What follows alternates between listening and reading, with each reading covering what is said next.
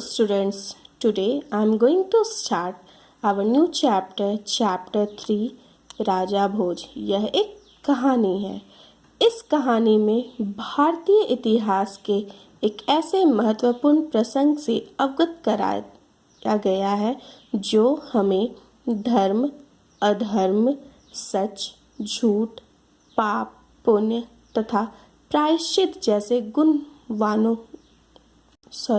गुण अवगुणों का भेद समझाता है तथा जीवन का सही मार्ग सुझाता है। व्यक्ति स्वार्थी बनकर कितना बड़ा पाप करने पर आमदा हो जाता है तथा फिर सत्य का ज्ञान होने पर किस तरह गंभीर प्रायश्चित करने का मन बना लेता है, यही दुर्बल संदेश इस कहानी में हमें प्राप्त होता है।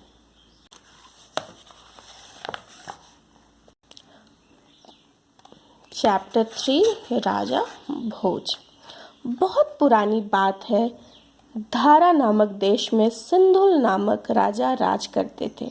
उनका एक पुत्र था जिसका नाम था भोज। राजा सिंधुल के छोटे भाई का नाम था मुंज, जैसा कि इस चित्र में हम देख सकते हैं। ये राजा है जिनका नाम है सिंधुल, ये उनका भाई है जिसका नाम है मुंज तथा ये राजा का पुत्र है जिसका नाम है भोज। राजा सिंधुल बूढ़े हो गए थे। उन्हें चिंता होने लगी थी कि उनके बाद राजा कौन बनेगा। वे अपने बेटे भोज को राजा बनाना चाहते थे, किंतु भोज उस समय बहुत छोटा था और वह शासन नहीं कर सकता था। किंतु राजा सिंधुल को यह भी डर था कि अगर भोज को राजा बनाया गया तो उनका भाई मुंज उनसे ईर्ष्या से भर उठेगा और भोज को मारकर सिंहासन पर बैठना चाहेगा। चिंता करते करते उन्हें एक उपाय सूझा। उन्होंने मुंज से कहा, तुम अभी राज सिंहासन पर आसीन हो जाओ, यानी बैठ जाओ। तुम मेरे पुत्र भोज का लालन पालन करो। मैं चाहता हूँ कि तुम्हारे बाद राजा वह बने।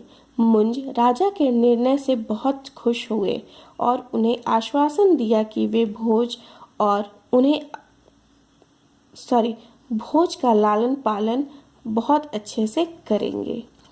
एक दिन राजा के दरबार में ज्योतिषी आए और उनके भूत भविष्य के बारे में बताया।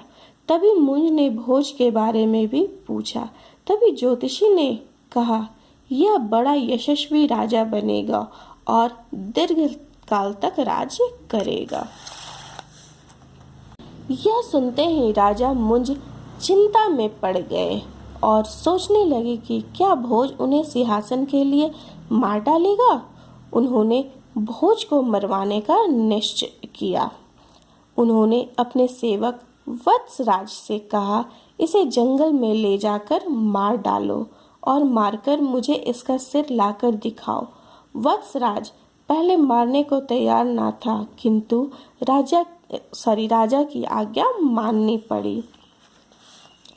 जंगल में भोज ने वत्सराज से आने का कारण पूछा। वत्सराज ने सारी बातें बता दी। भोज ने कहा, राजा ने जो कहा है वही करो। मैं मरने के लिए तैयार हूँ।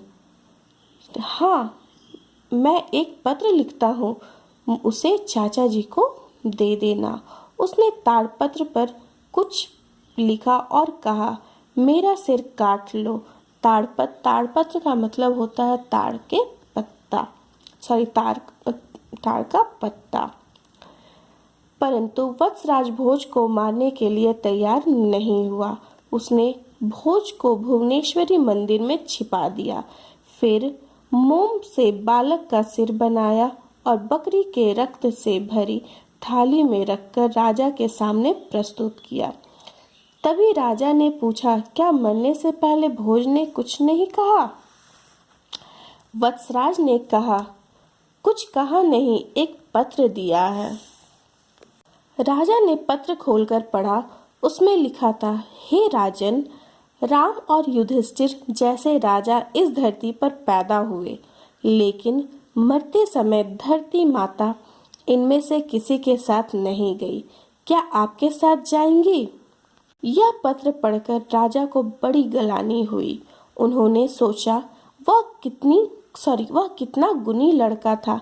मैंने लालच में इतने अच्छे बालक को मरवा दिया। हाय, कितना बड़ा पाप हो गया। उन्होंने अपने मंत्री बुद्धिसागर को कहा, मुझसे घोर अपराध हुआ है। मैं अग्नि प्रवेश करके पश्चाताप करना चाहता हूँ।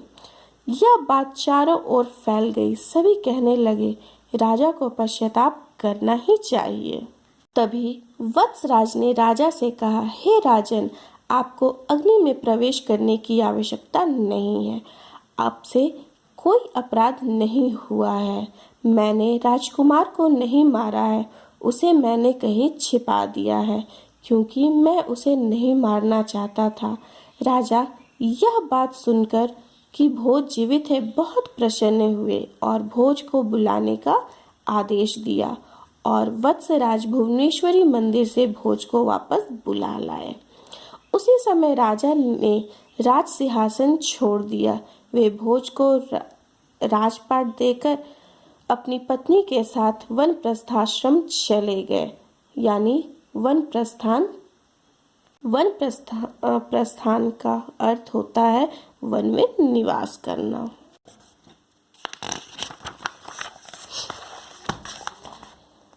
राजा भोज बड़े हुए तो बड़े यशस्वी राजा बने। उनके राज्य में सुख शांति थी। प्रजा बहुत प्रसन्न थी। सभी लोग उनका आदर करते थे।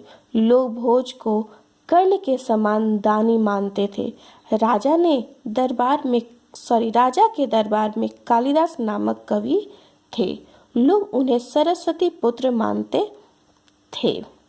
कालिदास के कविता से राजा इतने खुश थे कि उनके हर कविता पर उन्हें बहुत सा धन उपहार के रूप में दे देते थे।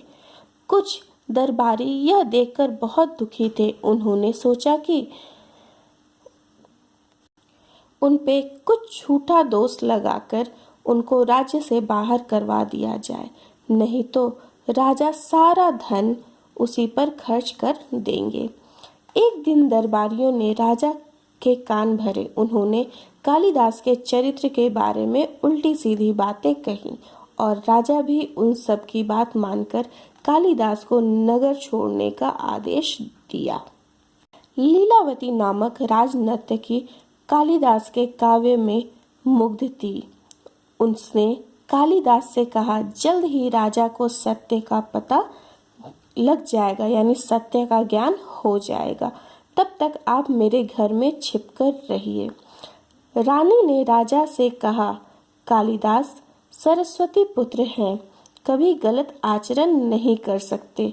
दरबारी उनसे जलते हैं। आप बिना सच का पता लगाए आप उन्हें दंड कैसे दे दिए? राजा को पता लगा कि दरबारी ही गलत थे। उन्हें बहुत दुख हुआ कि उन्होंने कालिदास जैसे महान व्यक्ति को इतना बड़ा दंड कैसे दे दिया। राजा कालिदास को वापस बुलाकर क्षमा मांगना चाहते थे, किंतु उन्हें ये नहीं पता था कि कालिदास कहाँ है। राजा ने कालिदास को ढूंढने का उपाय सोचा। उन्होंने आधी कविता लिखी और दरबार के कवियों से कहा, इसे पूर्ण करें। उन कवियों ने बहुत प्रयत्न किया, उसे कोई भी पूरा नहीं कर पाए। सभी कवि लज्जित हुए और देश छोड़कर जाने का निश्चय किए। वे सब लीलावती के घर के सामने से जा रहे थे। कालिदास ने उन्हें अंदर से देख लिया। उन्होंने लीलावती को कवियों के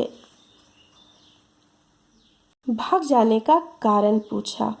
जानने के लिए उन्हें लीलावती को घर से बाहर भेजा।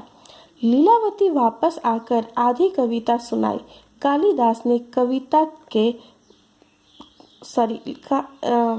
कालिदास ने कविता को पूरी कर दी और लीलावती के माध्यम से पूरी कविता पहुंचा दी। दूसरे दिन कवियों ने राजा को कहा, महाराज, हमने कविता पूरी कर दी है। कविता सुनते ही राजा समझ गए कि कालिदास का काम है। कवियों ने सच्ची बात बता दी। राजा समझ गए कि कालिदास कहाँ है। वे तुरंत रथ लेकर लीलावती के घर गए। वहां कालिदास को देखकर बहुत प्रसन्न हुए।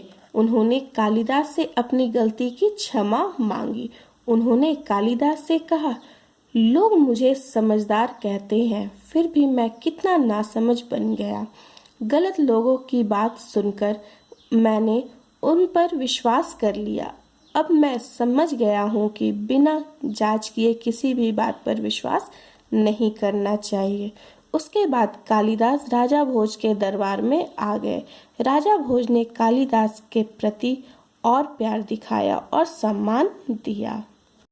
अतः इस कहानी से हमें यह शिक्षा मिलती है कि हमें कभी भी बिना देखे, बिना समझे किसी की बातों पर विश्वास नहीं करना चाहिए, और अगर गलती हो तो सत्य का ज्ञान होने पर प्रायश्चित कर लेना चाहिए। लोग बुक को पढ़ेंगे। पढ़ने के बाद ये प्रश्न उत्तर और ये अपनी नोटबुक में लिखोगे तथा ये अपने बुक में ही करोगे।